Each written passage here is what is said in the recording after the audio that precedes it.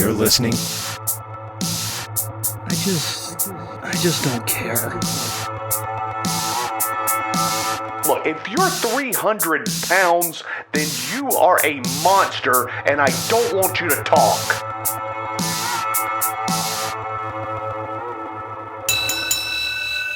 Welcome back to This Is a Work. My name is David Hensley. I am the owner and creative director of Long Walk Productions, and I am here to introduce your host, David Doggz. Hey. Thank you very much, David Hensley, and welcome to Rock Hill, South Carolina's only pay-per-view review podcast. This is a work with me, my tag team partner. Alongside me, as always, Chris, the Fashion Plate Barnes. Brother, what do you think about it? Bit of a stutter there, huh? Kind of buffering a little bit? Well, I'm doing this without my computer this time, so things are things are different. We're running off my phone today. Got a bit of the old peacock problem? I do. Oh, we're going to talk about that. Oh, my God. Can we get through one pay-per-view without... Well, so far the answer is no for the past 2 months. It's been 0 pay-per-views without a problem on Peacock. Jesus Christ. These guys. Yeah, I understand that it was trending fuck Peacock that night. Oh, and yeah, it was doing that. And, of course, as always, there are people on Twitter who will defend anything. People were actually, not a lot, but a couple. I saw a couple of people being like, people saying like people were being too hard on Peacock. No, this is in the middle of a live pay-per-view. Yeah. They tout the fact that they are a live streaming service and have live events. Mm-hmm. How are we supposed to trust that when 2 months in a row they fuck up royally? And it's not the only 2 months that this has happened. No, and they have other live events. Like they're doing tennis pretty soon, and it's like better. I saw under a promoted tweet when they were promoting the tennis tournament they're going to be streaming. Someone responded to that promoted tweet with footage of Money in the Bank glitching out.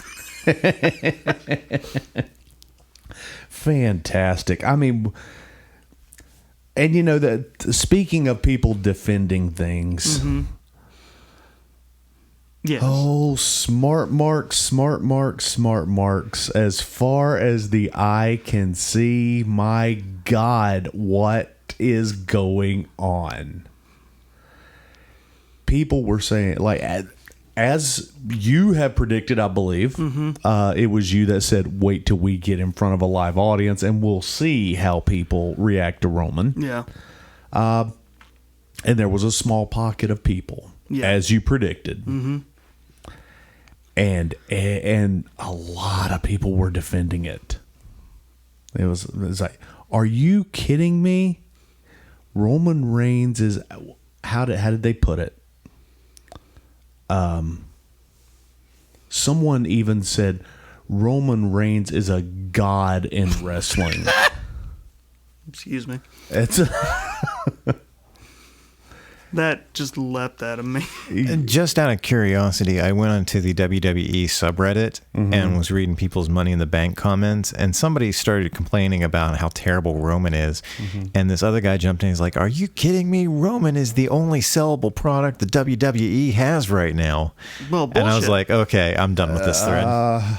okay. That's How can you? a quarter of the way right. It's the only product they're selling right now. How can you see to type with your head that far up your ass? Well, you know, I've been listening to a couple other podcasts, and How dare? I know, and they all are very. They're all pretty much on the same page, and they're all kind of saying the same thing.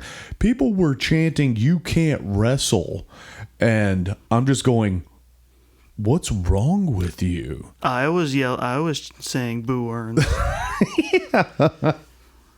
I mean, he can't. It's been established. can't. Here's the thing. Okay, he can wrestle, but his wrestling repertoire is a bite size. Yeah, it is. It's that. I tell you what. Before we get into this, Okay, let's start from the top, shall we? Well, first the Earth cooled, and then the dinosaurs came, and they got too big and fat, and they died. And then the Arabs came, and they And they started driving Mercedes Benzes. Okay, that's it. That's the end of that. That's fun. We should do that. You're the only person who knows when I quote that, what that's from. We should do that more often. Okay, so let's start off go ahead. Okay. So let's start off with our pre-show, and we have the Usos versus the Mysterios, family versus family for the SmackDown Tag Team Champion. It was it was SmackDown Tag Team Championship. Yes. Now, I thought this was a really good match. It was a really good match. It wasn't without issues, but it was good. There was a couple of they tried some innovative stuff, and some of it worked and some of it didn't. Not the least of which was the Mysterios teleporting in from South America. Talk about that. Oh, that was literally it. They were in front of a Mayan pyramid. Yeah, and then a portal opened up, and they walked through it. Because why? I feel like, now I'm not going to accuse them of copying, but I feel like they're like, well, we can do the intro stuff AEW's doing too. Sure, why not? Well, I was really thinking hard on this one because the last time their whole theme was a tip of the cap to the Warriors. Sure, yeah. And so when they started with the Mayan pyramid, I'm trying to think. I'm like, so what movie are they trying to do here? It's a tribute to Ancient Aliens on A&E or History Channel. I thought about. I was like, is this? They're not doing a Dusk Till Dawn thing, are they? They can't be. They're not vampires. They would have vampires. Well, also weirdly enough, Ray and Dominic came to the ring in their gear, also wearing hockey masks. Yeah. So I don't know where we're at with that. So I was already confused right off the bat. Far as I know, there was no theme other than, yeah. It was a good match, though. It was a good match. Extremely entertaining. Now, I will say this. Dominic, this is something we talked about. Okay, Dominic's learning curve should be officially over by now. He is too damn slow. He is. To be as small as he is. He may be 180 pounds. What do you think? Maybe? Maybe. He's on the low side of that. Yeah. If 179, 178, somewhere in that. But it's 180 if you're announcing it.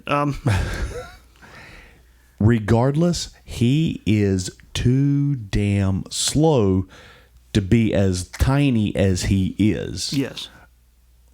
Ray outweighs him by a good 20, 30 pounds, and he is flying all over the ring. Yes. That's what we got to see from Dom.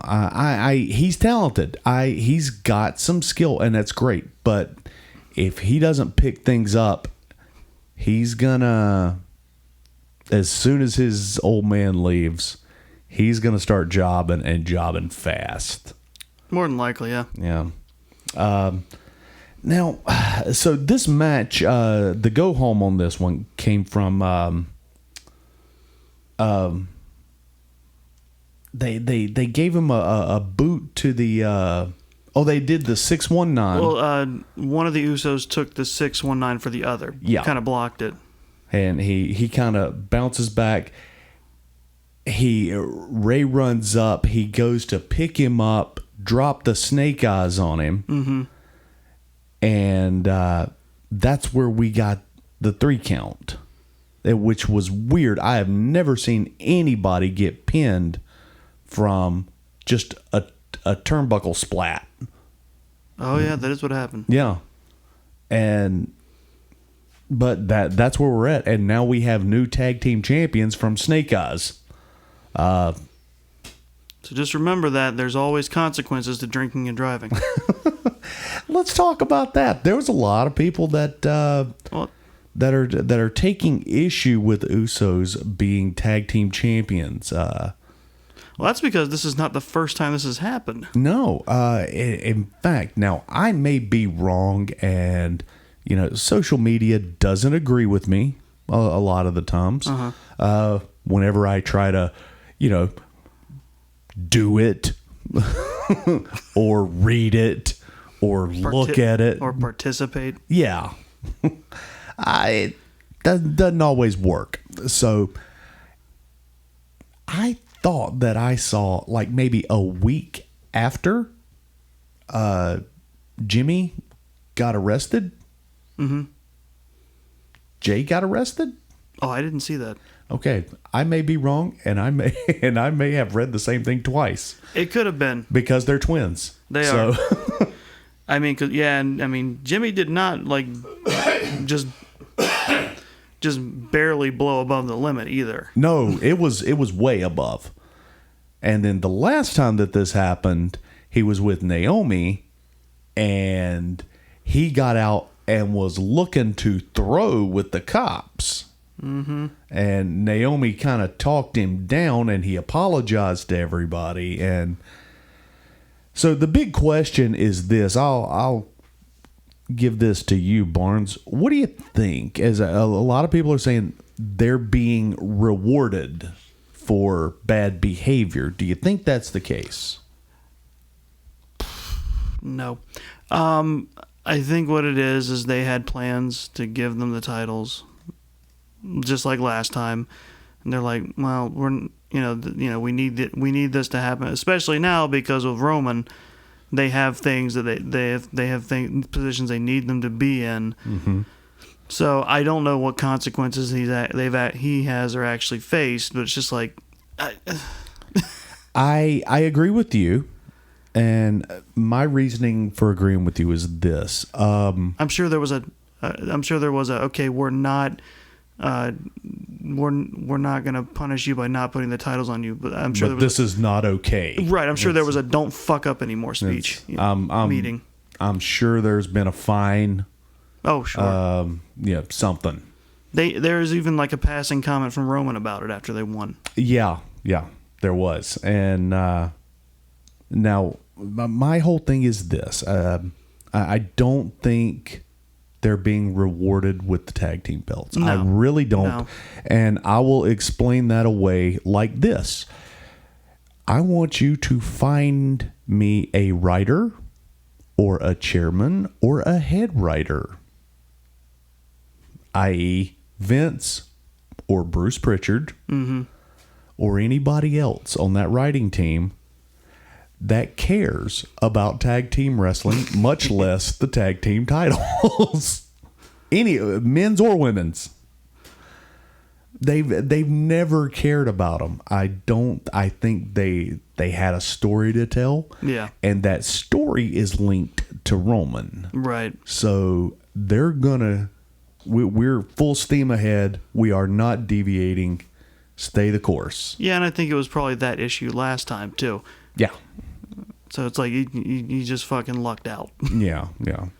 If they weren't in that position, I'm sure there would have been actual more serious consequences that there will be if they don't, keep it together. This one I found strange. Some people, now I want you to brace for impact on this one. All right. Some people are blaming Naomi. I heard about that. Did you hear this? Bullshit, yeah. What did Naomi do? Because she's supposed to, I guess the reasoning is she's supposed to be a good wife and keep her husband in line or some shit like that.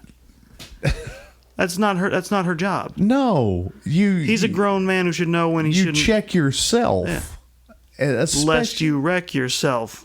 Aha. So saith Ice Cube. Yeah, it's like he's a grown ass man. He needs to learn. Yeah, you would think. I don't know if the other brother is, and I just said that because I can't remember which one. Jay. Okay, I wonder if Jimmy or Jay is sitting him down and talking to him? At this point, I would, if not. Or is if they Jay hadn't out there drinking with him? I don't know. But And they're just doing the twin magic thing, spin around, and one of them's going to jail and the other one's going but home. considering the exact same thing has happened before, there has to be a legit, like, actual family come to Jesus meeting. There, you would think there has to be, because look, they're public figures. Yeah. And that you've got to take responsibility for this. Yeah. All in all, I did think this was a good match. Mm-hmm. I thought everybody delivered, and it was perfect for pre-show. Sure. For that reason, I will give this match a 3. Moving into the actual pay-per-view, we have the women's Money in the Bank. We started out super strong. Oh, yeah. Let's talk about the smart marks again. Okay. Okay. This match was not without its problems. No.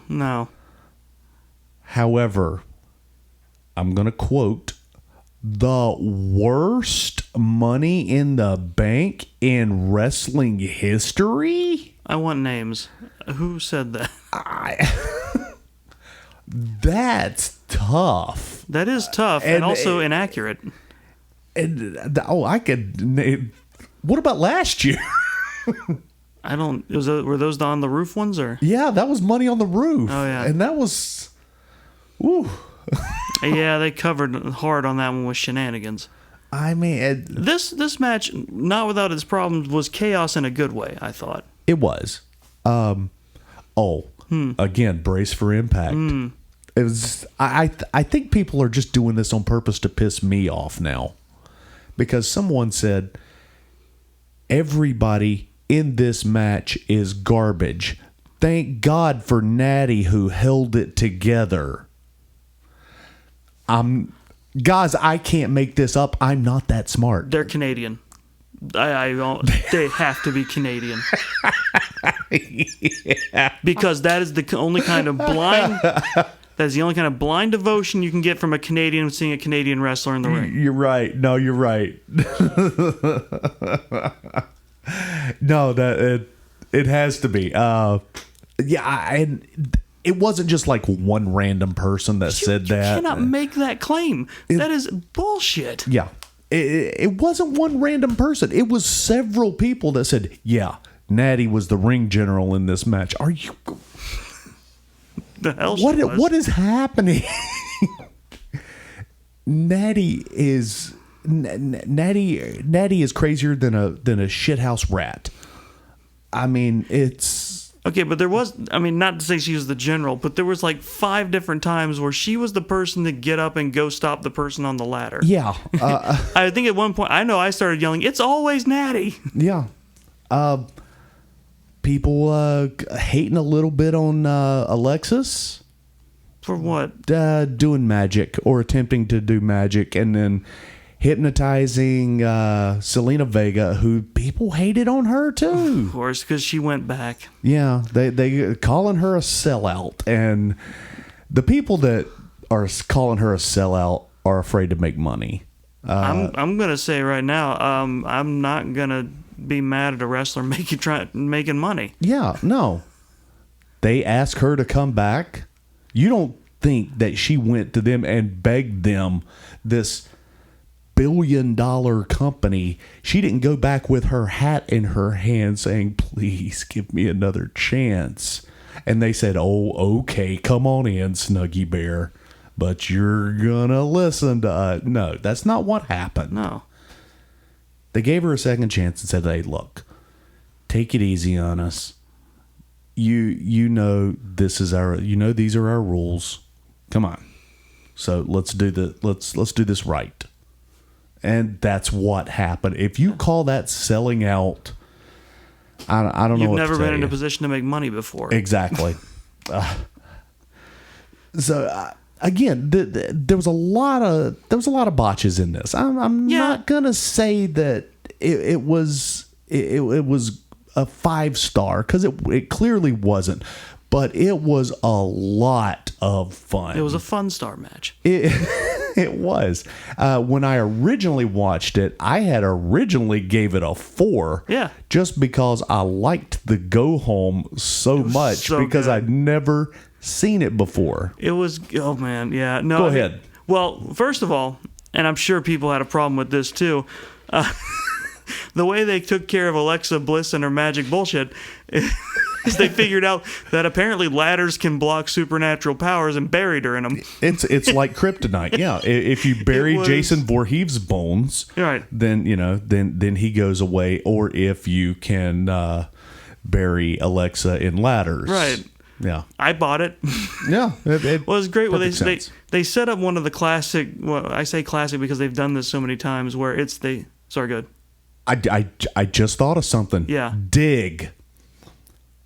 That's how they stopped Bray Wyatt when Roman came back and got the title, or when Goldberg got the title back. Yeah. They buried him in ladders. Okay. See, so they have established rules and they're following them, They're- just like a good horror movie. Right. It Wow. can't. It doesn't end them, but it will stop them long enough. Yeah. But they set up at the end the kind of thing where they end up with the 3 ladders, so people can, pretty much every person in the match can just go at each other and punch and punch and punch, and you think it's setting up for a spot where people get knocked off, and then Now, like, does it look cheesy? Yes, it looks very cheesy. The belt's slinging back Mm-hmm. and forth and back and forth, and they're slapping it a little bit. Mm-hmm. To, Well, and it also led to several leaps in logic when I can't remember who was trying to set up the second ladder while the first one was still perfectly set that up. happened. That keeps centered. happening. Yeah. yeah, Yeah, perfectly centered, and yet we're setting up a second ladder. yeah. That was Natty. That was setting up that second ladder. It's always natty. It is always Natty. But anyways, I'm sorry. No, Please. it's great. It was just great because they subverted their typical kind of little schmoz at the top by having Nikki just climb up over somebody, and just while everyone was fighting and forgot about the briefcase, she just grabbed it. And snagged. It was and every like 3 out of however many were there. Yeah. Turned around and gave her the look. Yeah, I was like,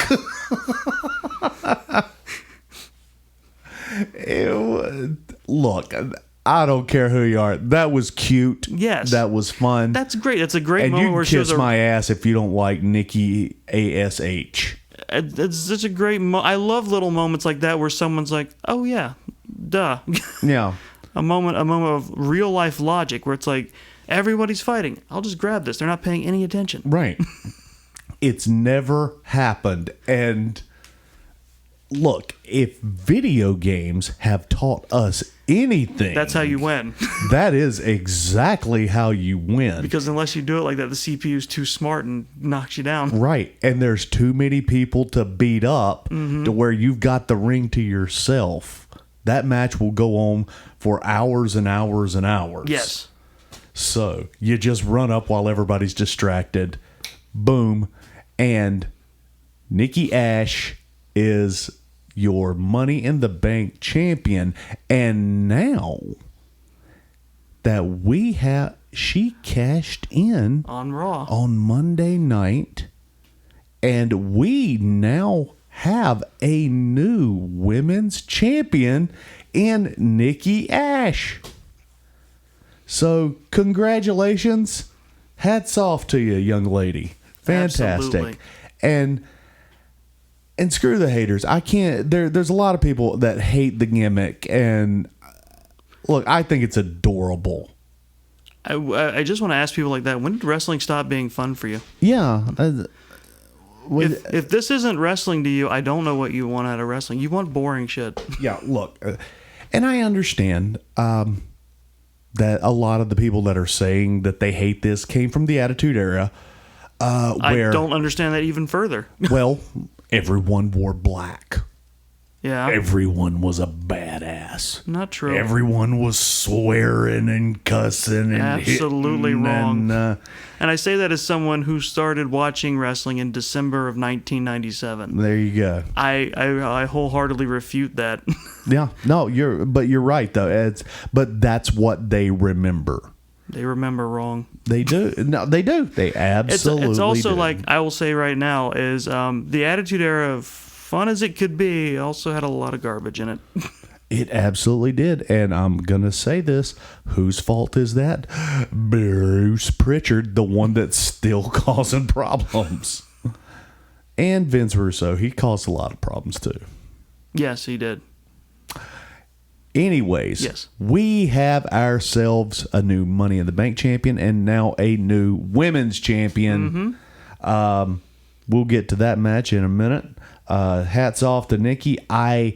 After rewatching this match, I did see, okay, a 4 is a little strong. Yeah, I wouldn't. Yeah, I rarely chime in on your numbers ratings, but yeah, 4 would be a bit high. So I brought it back down to a 3. Okay.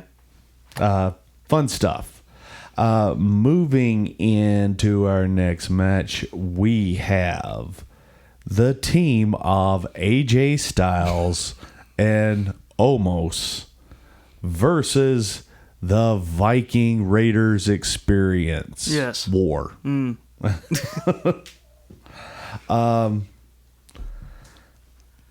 This was, I haven't been kind to the Viking Raiders since the debacle at Extreme Rules. Yeah. Which is a little unfair to them considering they didn't have much choice, but You're right. But I was angry, and I needed a direction to point my anger. and you refused to pay attention to the Street Profits. No, they're not even. Where were they? I ask you. No. This was a good match. It was.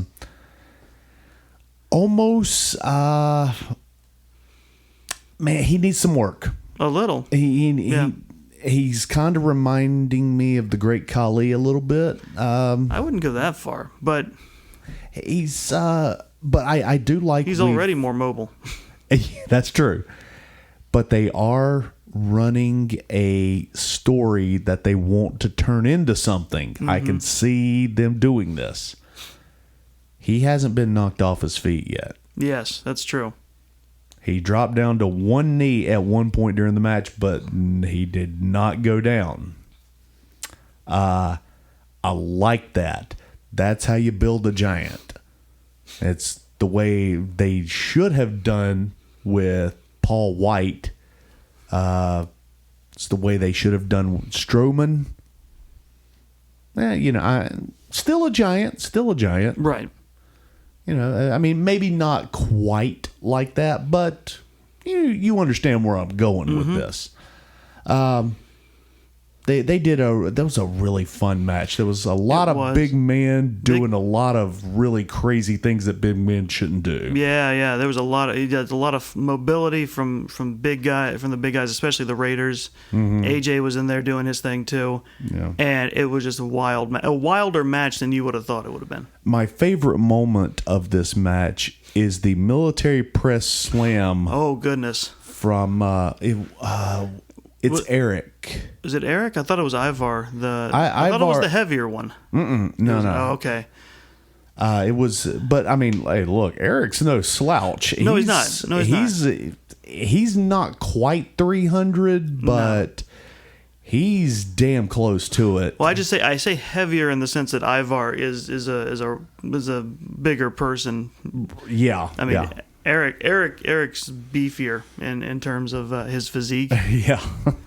Not to say, I'm not selling Ivar short because he cartwheels like Bam Bam in that ring. And didn't I see him do a moonsault once? Not Sunday, but I feel like I've seen him do a moonsault before. Possibly, yeah. This was a lot of fun.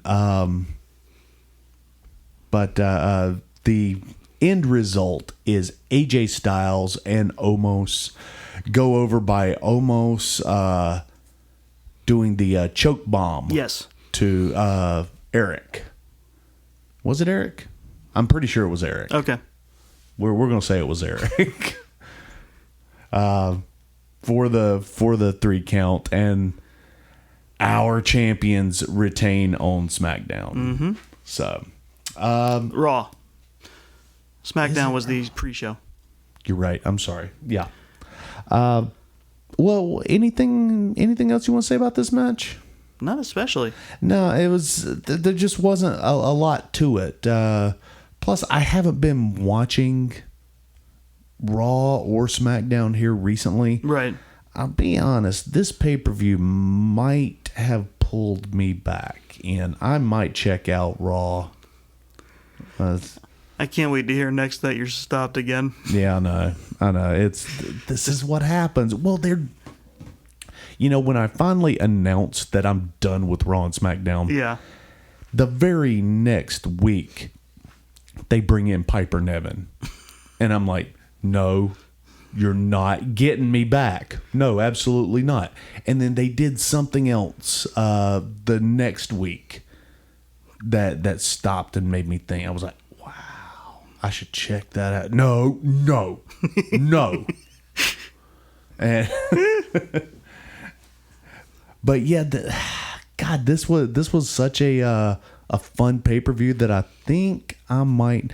Plus, I already know we've got a new world women's champion. So, oh, good. Yeah. And Cena's back, and The Rock's coming back. Of course, where there is. If we're talking about Raw, we might as well talk about something else too. But we'll get to that. Sure. Moving into our next match, we have the almighty heavyweight champion, Bobby Lashley, versus Kofi Mania? Yeah, about that. I get why they think they had to do this. Yeah. It's still dumb and I hated it. Yeah. Basically, here's what happened, folks. This match went, I think, 9 minutes, if I'm thinking correctly. Kofi got no offense in hardly. Kofi played the part of Mikey Whipwreck for the He did. He did. It was. But now I'm going to say, for the story Sure. that they're trying to tell, who better than Kofi? Right. We can't get Dolph. And you kind of knew it was heading in that direction, because if you have any inclination, any idea of how they tended to do things in wrestling, it's like, someone's gonna have is not gonna basically win the day if they get the better of the person they're facing heading into the pay-per-view. Yeah. That usually means that the other guy's coming out on top. Right. Now, who do we know that has squashed Kofi like that? Pretty even kill. It'll come to me. Yeah.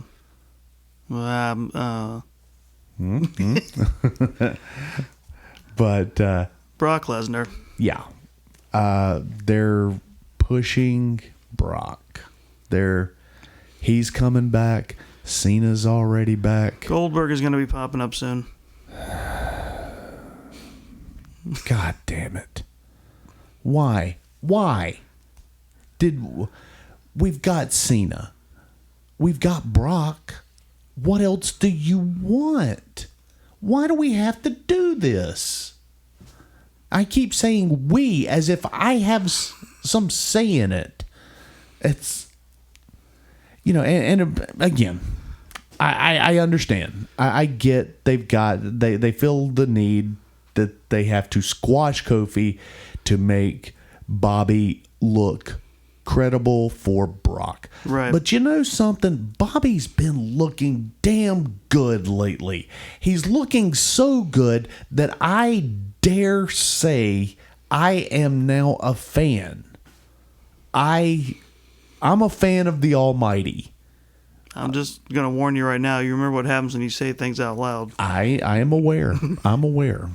But yes, Shelby Ray from This Is a Takeover has already put me through the ringer. Said, boy, do you remember what you said this time last year? Yes, I do. Yes, I do. Perhaps I did not give him a full chance. Mm-hmm. Maybe we should have just let some of that sweat just wash away, and let's get a new perspective. Well, we'll have to see where it goes. Yeah. So I gave this match, I gave it a 2. Okay. It was fine. There was nothing wrong with the match. It was just, there was nothing wrong with what it was trying to set up. It was a squash match. It was. This was they're turning Kofi into SD Jones. That might have been too deep a pull for you. Well, the phrase that would accompany that a lot of people may not remember is "jobber to the stars." Yeah, exactly. Basically, an upper mid card guy who does okay, but they're also used to make sure that the top guys have someone that they can steamroll whenever they need to. Yeah. Pedro Morales in the 80s. Mm-hmm. He was a world champion and he was great. Yep. But in the 80s, he was very old. Yep. And they started using him as a jobber. And that's what they're doing with Kofi. Moving into our next match, we have Charlotte versus Rhea Ripley.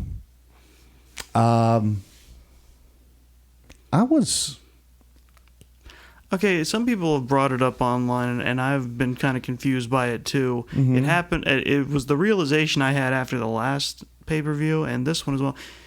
Charlotte's supposed to be the face in this It situation? is very unclear who is the face and who is the heel in this. Because I don't buy either of them being the face. No, neither do I. Well, actually, I could buy both of them being the heel, but that just makes... They're both jerks. They're both doing very heelish style in the ring. They're both being heels on the mic. They're having standoffs with crutches. Yeah. Which is a fun phrase to say. They're both looking at Nikki Cross saying, "Hey, you're beneath me. I shouldn't have. I'll beat you in 5 minutes." And then they're both losing to Nikki Cross, which again is saying, "Hey, it's that's just making them heels. I'm sorry." Yeah. This match was good. It was very much so. I didn't expect it to be this good. I was expecting Charlotte to have a lot of ring rust on her.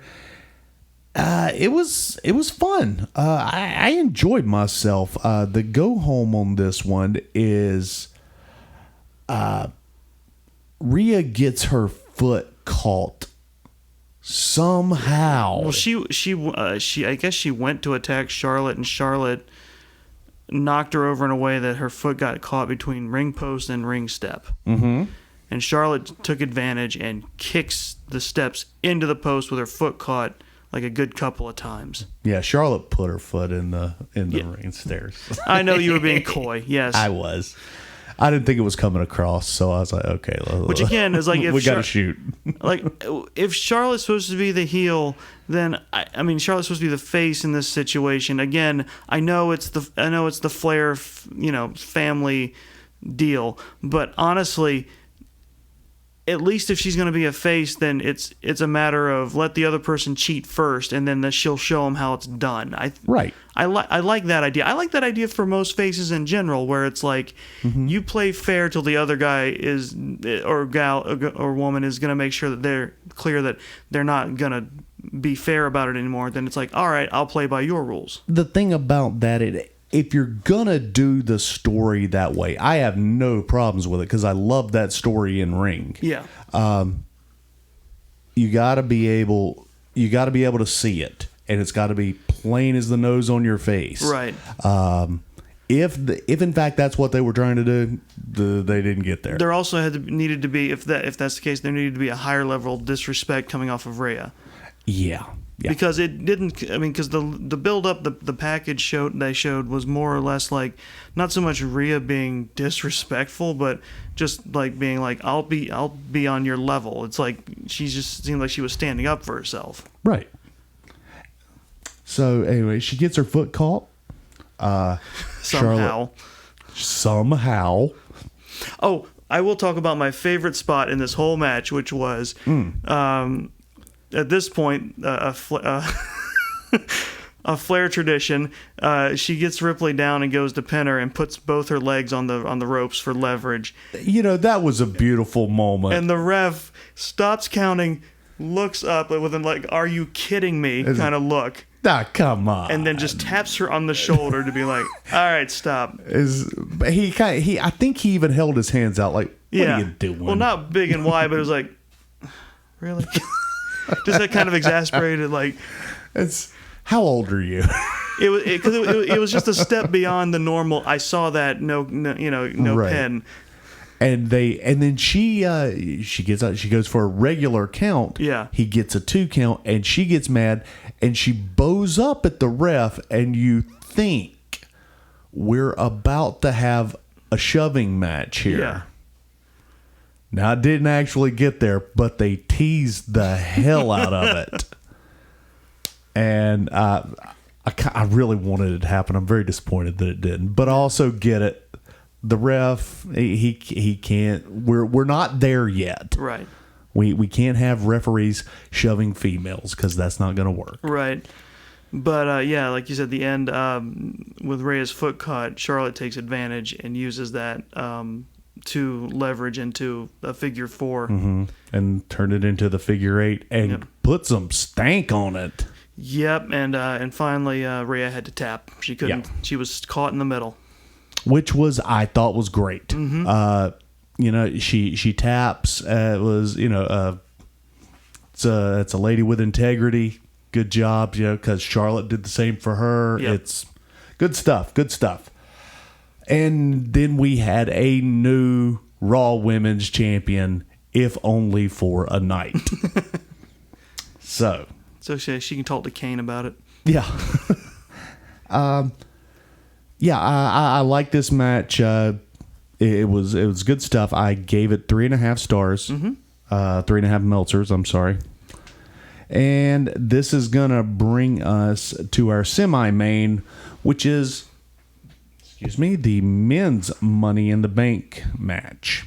Boy, when we were able to watch it, it turned out pretty good. And this is where Peacock shit the bed. Yep, this was it. So, I want to say it was a good 11 minutes. Well, it was starting. It had done it intermittently throughout the pay-per-view, and then at the end of Ripley Flair, at some point where I think they also dipped out for a commercial too, and that's when it went haywire, and it just became a slideshow, or going black, freezing. Every worst thing that could happen to a video on the internet. Right. So we finally had enough. So we restarted. I think it was the second time we restarted. Yeah. Apparently, it took a couple of restarts, and it finally started acting okay. Yeah. And damn it. And so we didn't miss that much. No, the intros, mainly the intros. Yeah. Once the action got started, it finally evened out. The match itself, what we did get to watch of it was these boys turned it up. They went for it. I mean, the one thing that I heard that we missed because of the thing was when Drew comes out to some boos. I think we talked about this on the last but podcast. He did leave to cheers, though. He did. But there was a pocket of booze that people are getting a little tired of the Scottish psychopath. But since they're keeping him away from the title scene for now, I think that'll go back into cheers again. There was a little pocket of booze there, and it was a thing. Because which makes me fearful for when this whole feud gets started. Well, with him and Jinder and what is the name of this crew we're calling? It's not Indishir, but I don't know if they have an official I'm new calling name it or not. Indishir, but I don't know if they have an official new name or not yet. Okay. I couldn't tell you. Because I'll be honest, I can't. I've always called the original tag team Indishir because I could never remember their names. Because you're into Shyshiv? Yes. I hope this doesn't fade him into obscurity. I don't think it will. I think he's proven he can stick around. Well, you would have thought that about Dolph Ziggler too. But we haven't seen him. Yeah, well, Dolph has no regrets, and he also has enough side hustles that I think he'll be okay. Dolph is living his best life. He really is. That's a guy that gets it. I mean, it really is. He wrestles whenever he wants to wrestle. When he wants to do comedy, he'll go on stage and he'll work out a little bit. When he wants to do an indie show, he goes and gets permission and he'll do a run-in if necessary. And then when he wants to talk about political issues, away he goes. And he's got it figured out, and he's making millions. He couldn't be happier being a C-lister. And so you're right. I think he's got it figured out. That's exactly how he talks about it on Twitter too, because I see him pop up every so often. Yeah. This was a fantastic match. Everybody just went for broke on this. They sure did. The ladders used in excess. It was crazy. What are your thoughts? I think just that. I mean, and everybody, they played to everybody's strengths. Oh my God, Ricochet's dive. Oh wow, yeah. Ricochet had this. Ricochet was all over the place anyway. He lived up to his name. And let's not forget the horrible bump that Kevin Owens took to the ladder. Yeah, it's unclear if he's hurt. It's guaranteed in a Money in the Bank match that someone does a spot like that. Yeah.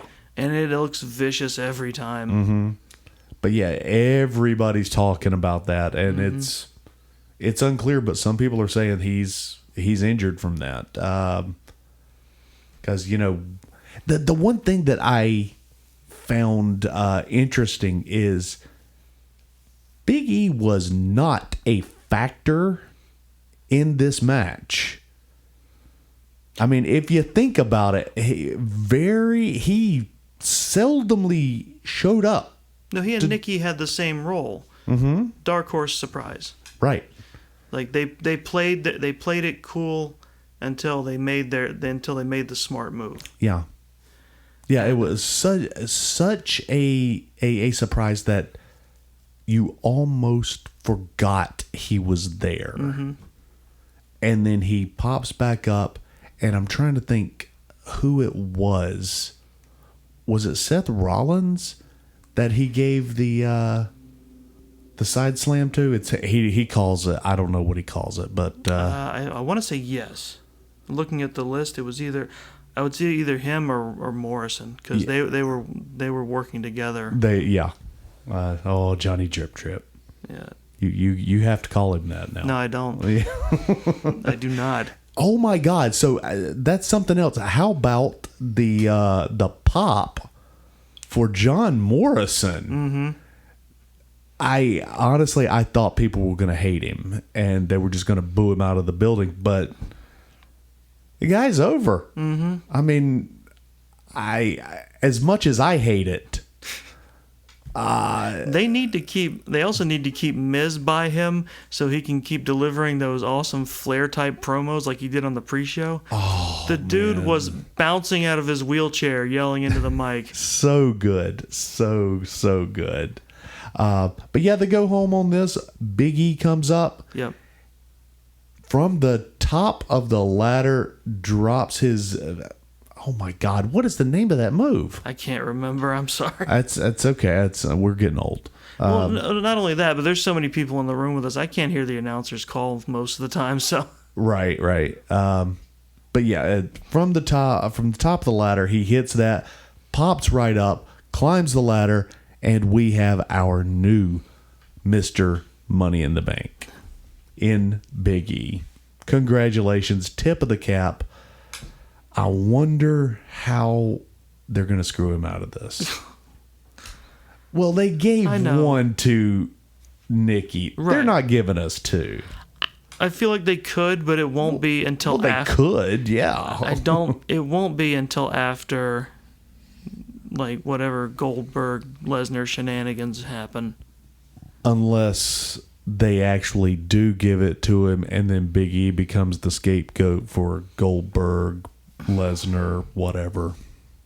They reverse it and make him the transitional champion. Yeah, I see that happening too. It really could, and the reality of that depresses me. Thank you, Doggz. You're very welcome. Once again, you've taken my glimmer of hope and expertly extinguished it. Good job. Well, there's still some hope left in this Pandora box. So, and I know you've got it locked. I know you're locked on it, so you can grind it down. I've got my mortal and pestle, so I can grind that up. No, I think you were right with pester. So now we have one more match, and that would be, speaking of pester, and that would be the main event of the evening. Yes. Okay. I want you to prepare yourself for this electricity that's about to come through here. Tell us about the first entrance. Well, on this day, it was Edge. Yeah. Edge comes out. He comes out. Looking like the excited, terrified dog he is. Let's talk about that for a second.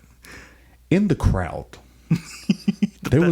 the best sign ever. There was someone with a sign that had googly eyes. It was like someone drew their version of like Edge the Funko Pop and then put giant googly eyes where the eyes would be. Which is how he looks every time. He is terrified of something.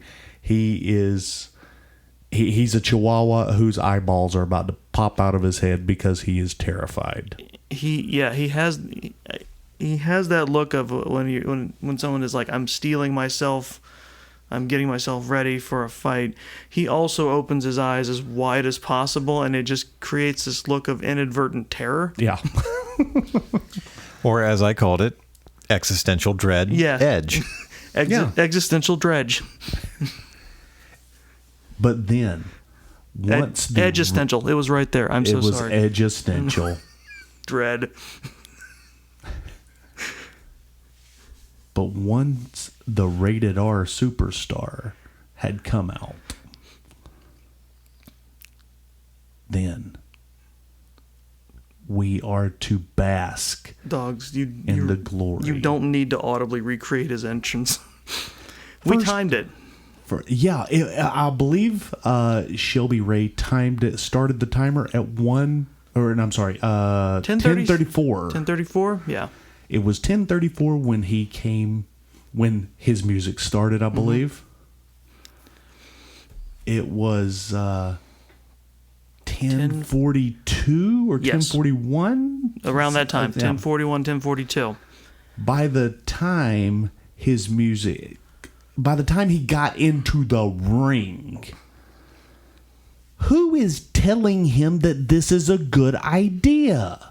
That's a committee. That's a committee of people deciding this is okay. No one's stopping it. No, they're not. And they're going, good job, champ. Keep it up. And let's stop and talk about that. I mean, there was a particular problem with this show, and that was the overrun. Mm-hmm. This ran until almost 11:30. Right. They've been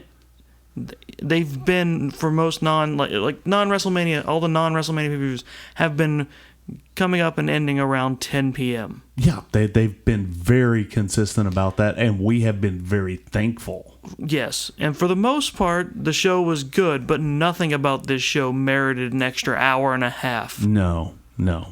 It just kept going and going. Yeah. The good thing about it is it did move.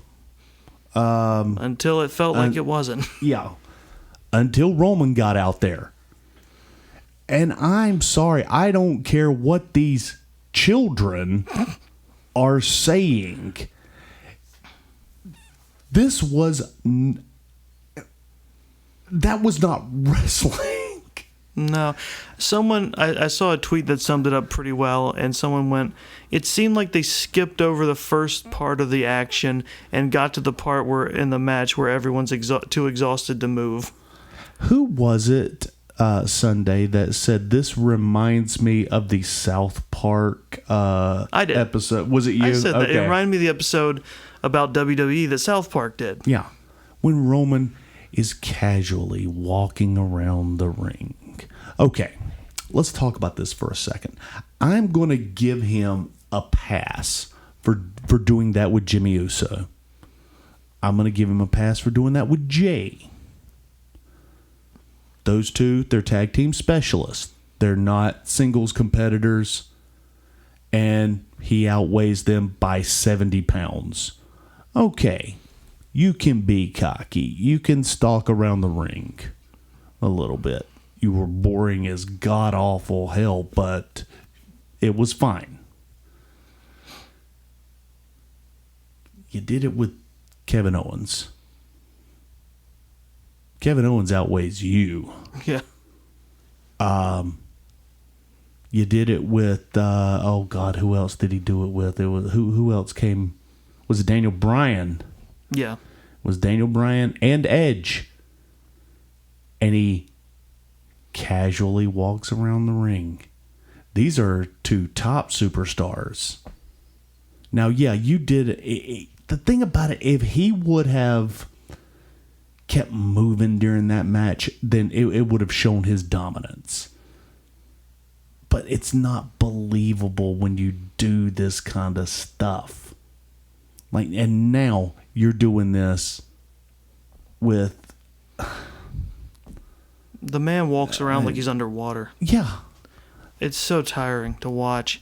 You're doing this with Edge. Edge has come back and he has been pushed as the man that can beat Roman. Can I tell you how refreshing it is to not be the one talking shit about Roman this time? Oh, because I did the smart thing, which was not watch this match. He didn't. You did. You he walked outside. He came in for the tail end, and I told you when you came in, it's a good thing you did because you either would have broken something or left early. No. See, here's the thing. I have turned a corner on this whole thing, and I don't mean in that I like it. Yeah. I mean, it's just impossible for me to care anymore, even to care enough to get mad about it. Right. No, yeah, and I agree with you. If I didn't have to talk about it, I would be right out there with you. My only relief is that as I was looking at the Money in the Bank hashtag on Twitter, it's more evenly split than I'd seen previously of people who like this versus people who think it's shit. Yeah. Now, I did read something from a fan that did make sense. It was a little lengthy, but it made sense. Since they don't have anybody that they're pushing right now, they have they're making Roman do as a just have everybody fall by the wayside. Just guy after guy after guy after guy. Well, the thing about that's going to continue to happen until they find their next big guy, their next one to beat the one. And then it's going to go from there. Yeah, but where does it go from there when you've sidelined everyone else? That's the problem. It's like they learned nothing from the Attitude Era when they had an embarrassment of riches for their main events. Yeah. And you know what's going to happen with SummerSlam. Be it Goldberg, Big E, John Cena, whoever it is. Mm-hmm. It's not going to matter. They're all going to get speared and pinned. Well, about this match, to make a long story short... Too late. Thank you. Basically, it plodded along until it finally picked up somewhat. Much like this podcast. Yeah. Then Seth... Well, no, I'm sorry. First, Jimmy and Jey Uso tried to run in. Right. But thankfully, this time, Dominic and Ray... or anyone had the foresight to run out, intercept them. Before they went back to the Mayan temple. Yes. They beat on them and beat them to the back. Very quickly. Thankfully. It was like, I think they finally realized that bullshit's not going to fly anymore. Right. Then Seth Rollins comes down. And you knew it was coming because before that he was in the back being super pissed off about not winning Money in the Bank. And he actually said, "I'm not gonna wait. Right. Whoever is the winner of this match, I got dibs," or whatever it was that he said, which, well, doesn't that defeat the purpose of Money in the Bank if you... Right, you don't get to... No, see, you get to decide that if you have the briefcase, yeah. But you didn't win it, so you can't say I'm next in line, because you're not. Yeah. You don't get to... Okay. So then he ran out, and with that declaration, attacked Edge, thus ensuring Roman's victory, and then proceeded to fight with Edge through the crowd. Right. Not Roman, who's the champ. The champ, who he had just declared dibs on. Yeah. And then Roman got a mic. Do you have baby brain? Is that what's going on? Because I don't understand why you said that and then did the opposite. Well, I know why, because WWE has writers. Yeah, that's true. And that's how they decided that. But you would think Seth, he's pretty good on the mic, and you would think he would be able to fix that, right? Nope. So then Roman gets a mic, and we were all screaming at that. It's like I literally walked out. Like, You I did. came in for the last part. We were ready to go. Match was over. Yeah, Doggz said, "Is he motioning for a mic?" And Dave was like, "Nope, I'm out." Yes. Well, basically, it was just the setup to him going, "Now you have to acknowledge me," and then Cena's music hits. He comes back. And the whole world popped. Oh, yeah. It was amazing. Now, the John Cena haters, the people that have loved John Cena, everybody lost their mind. Now, John Cena, he's aged a little bit. He's dropped about 30 pounds of muscle. He's a lot smaller. But he looks good. And he cut a promo saying that essentially he was not here for a one-off. He's here to make a difference. Right. Something along those lines. And he said that after the cameras were cut off. And so it was... So he's here at least through WrestleMania. Perhaps. Or he's just feeding us with a lot of shit, and he'll be here, I don't know, through past SummerSlam, maybe to the next pay-per-view. All right. So he can drop whatever belt they give him. This was a garbage match, guys. Edge is over the hill. I'm sorry. Edge, he had nice looking moments. Roman had nice looking moments, but ultimately it was garbage. Yeah, and I'm going to anyone who says, I mean, as much as I don't think, let me try to phrase this right. It's hard for us to talk about it because we start to get angry, and when we get angry, our words won't come out. Flaming on the side of my face. You're right. Edge didn't do a whole lot to help carry this match. No. But neither did Roman. No, he didn't. And Roman is not good at that. I don't care what you think on the internet. He's not. He's not putting the shine on anybody. He's not. And look, neither one of these guys are ring generals. So you can't. I'm just going to say it. Neither one of them are main event quality. Yes, you can put either one of them in the main event if they've got somebody that can bring them through. Randy Orton could do it, but it's not going to be a terrific match. Somebody like a Triple H, a John Cena. That's all I can think of right now. It was not worth going to 1134. No, it absolutely was not.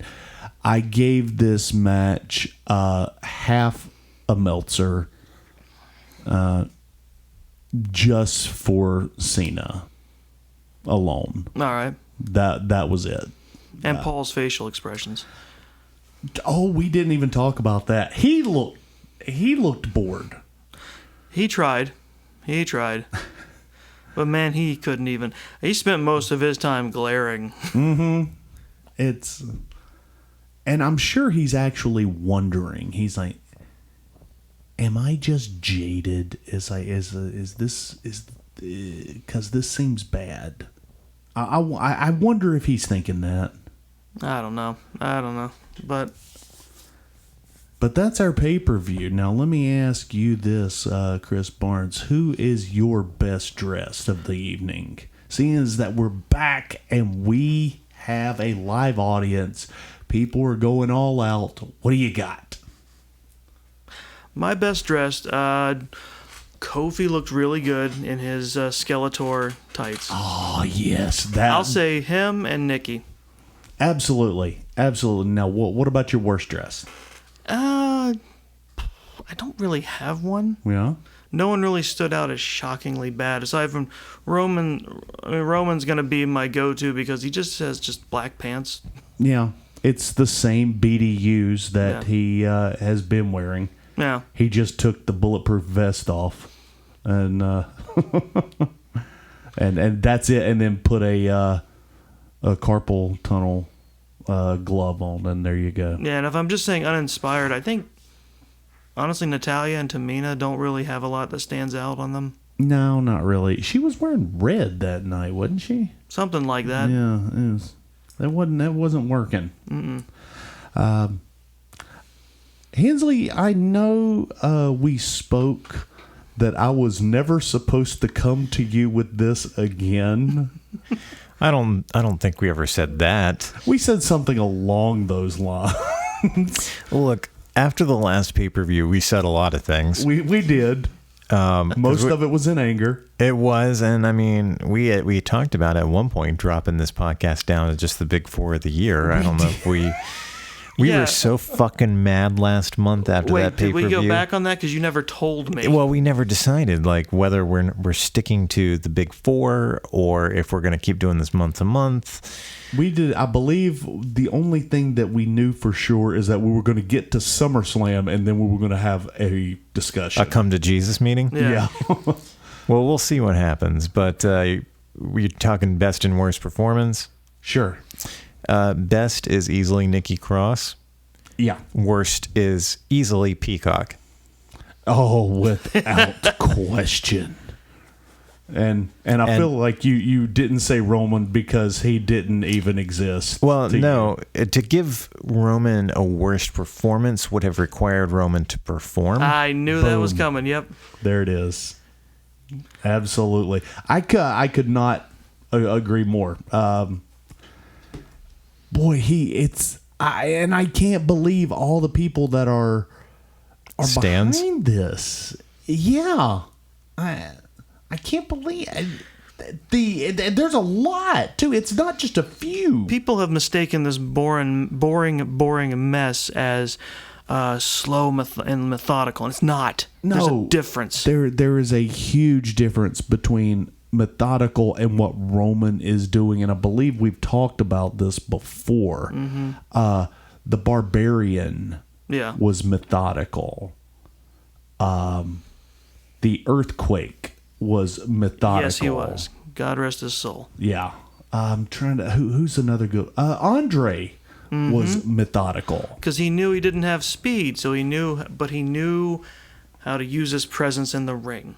The thing about Roman that attracted us to him in the beginning was he was a very large man that had strength and speed. Yes. That was the perfect... He had the perfect amount of strength and the perfect amount of speed that could make him a credible champion. It was also showcased in bursts. That's true. And now he is neither using his strength nor his speed. And he is also the man who is supposed to lead the matches. Right.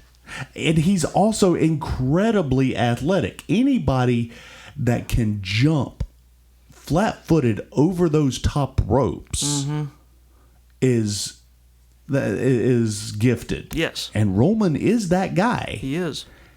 And so not only is he not using his strength, not only is he not using his speed, he's not using his God-given athleticism that he possesses. Therefore, if he's not going to use any of that, then we don't have a champion. He's using his acting ability to get over. I couldn't get through it without laughing. And I'm sorry, after all of that, when he ends a match with that submission, it's just like a limp noodle. It is. It's you bored us the entire time, and then you're going to submit him. Look, Ric Flair had a submission move. Yeah. And Ric Flair is one of the most over people, one of the most recognized wrestlers in the world. He also made his matches look like dynamite was going off in the ring, and when he slapped that submission on, he didn't lay there nearly half dead, even though he'd been beaten there. He and the other guy were just honestly just beating the ring, just being like, who's gonna submit first, who's gonna give into the pain first. Right. And then and now you say, well, that's Doggz Barnes. That's a different caliber of wrestler. That's not the type of wrestler that Roman is. Flair was an NWA, and that was a different style. Okay, fine. You want to go WWE style? How about your guy, Sergeant Slaughter? Hell yes. Cobra Clutch. Yeah. Submission. Yep. Over. Yep. And when he slaps and it are you telling me people don't recognize Sergeant Slaughter? And when he slaps it on, what's the other guy? I mean, he's wrenching it back and forth, growling in all directions. The other guy is flailing. Fighting. He's flailing Yes. wildly, like, no, oh, he's like trying to wiggle his way out, and he can't. The torture rack. Oh my God. Okay. Let's talk about that too. Yeah. This comes from Lex Luger. Now, Lex Luger has never been accused of being a mat technician. Right. However, the torture rack, submission, Lex, very over. Mm-hmm. Good looking guy, just like Roman. Yep. Wait a minute. Are we saying that Roman's going to murder somebody? No. Okay. All right. I was just wondering. I didn't know where we were going with that. No, he's just murdering your enthusiasm for wrestling. He really is. And if you want to go the angle of, but different guy, different style, whatever, Roman's still your top guy. Roman's still your Yeah. top guy, and he's supposed to be exciting the crowd in some way. Just like Luger was for the longest time. Yeah. We can keep going. We can do this all day of not great performers that were really over, that had submission moves that I can keep going. I know which one you'd go to next. Yeah, but I'm not. So you know what I'm saying is, look, I guess the best way to say it is, if you got out of bed today and you know somebody that's a Roman Reigns fan, I want you to talk to them. Friends don't let friends. Support Roman Reigns. Yeah. Yeah, and look, I wouldn't do that to one of my friends, and I don't think you should either. It's not what friends do. And with that, Hensley, what do you got for us? All right. Well, on Long Walk Talks, we've officially kicked off our Christopher Nolan discussion, and we're going to be continuing that in a couple of weeks by discussing the movie The Prestige. Ooh, and that's one of my favorite movies. I've only seen it once, so I'm very interested to go back and watch it again. I love this movie. And we finally got back to recording another Long Walk Teeny Talks last week. So that new episode came out in which Katie and I talked about how it's July and we're already getting hyped for Halloween. Right on. Yeah. I should point out, our retrospective on Kevin Smith must have reached the right ears, because Clerks 3 starts filming next month. God damn it. I know. Yeah. Heard about that. I'm sure that will get talked about at some point. But Doggz, if people want to reach out to you online, where can they do that at? Oh, you can find me on Instagram, but this is a work podcast, but you know what you can do? We have a social media person that is out there now. Mm-hmm. It would probably behoove you, if you want to get a hold of any of us, to go to Instagram at Long Walk Podcast. That way you can get a hold of Hensley, Barnes, me, Shelby, or Gina, or Stan. Probably not Stan. But I'll answer questions for myself and pretend to be anyone you want me to be. Oh, what about you, Barnes? I'm on Twitter if you want to fight about it. My name is Chris the OK. All right. And I am on Instagram at DB Hensley. I post very infrequently.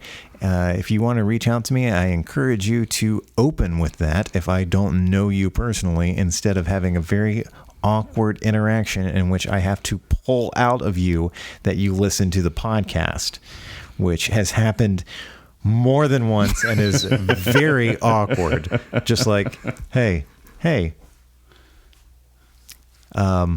nice to meet you. Do you listen to the podcast? Yes. Which one? And on like that. So anyway, yeah, if you want to reach out to me on Instagram, please open with, hey, I'm a fan of the podcast. I thought that was going to end with, if you want to reach out to me on Instagram, don't. Fucking don't.